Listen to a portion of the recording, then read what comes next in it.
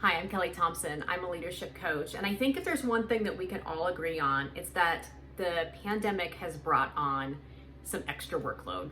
At least it's made us aware of some extra workload.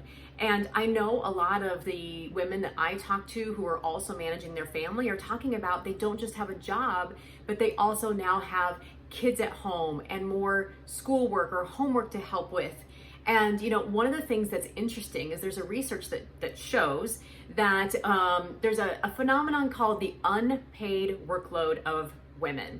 And this is actually an extra 2 hours per day that women are spending outside of their normal shift at work, which could be cleaning, carpooling, cooking, laundrying, parenting, being a wife, all the duties that come with that.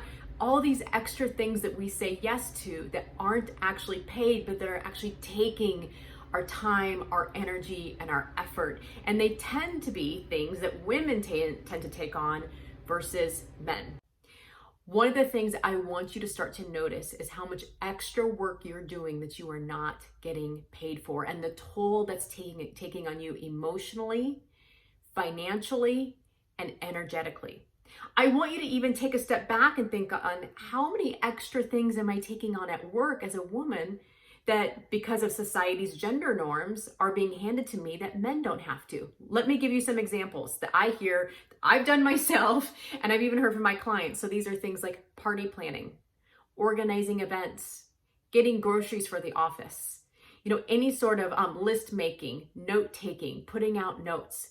I want you to start noticing some of those things that get tasked on us, and if there is a gender thing, and how we can maybe start to redistribute some of that work so that way we're not taking on so much unpaid labor, which we know contributes to the wealth gap and the gender pay gap. So here's some things you can think about. I want you to ask yourself 3 questions.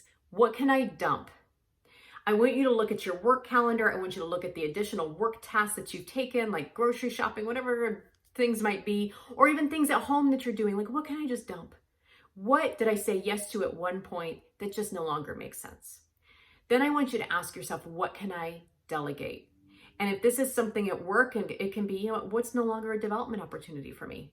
What's something that, there's someone better suited to be taking this on, and I don't need to be the person that's rushing in and being the hero and saving the day all the time. At home, this could be chores. When my daughter was old enough to reach the laundry knobs, she was doing her own laundry, probably about age 6 or 7. She was cleaning. She knows how to cook a few things. She knows how to clean toilets. What are those things that you can delegate at home so that you aren't taking on the bulk of the work? These are valuable skills that she's learning so that she can be an adult somewhere soon, someday. And then my last one is outsourcing. So what can you dump? What can you delegate, and what can you outsource? What can you outsource at work via a contractor or an errand runner or something that you can hire? What can you outsource at home? Before I was married and I was living on my own, one of the things that I just didn't have energetic bandwidth for was my lawn care. So I was happy to cut something somewhere else so that I could afford someone to come and mow my lawn a few times a month. So think about all of the things that you can outsource: house cleaning, cooking, lawn mowing.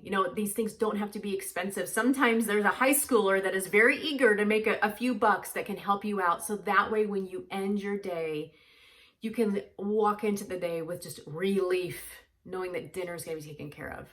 Maybe your house will be a little cleaner. Maybe your lawn will be a little bit fresher. So what can you dump, delegate, and outsource?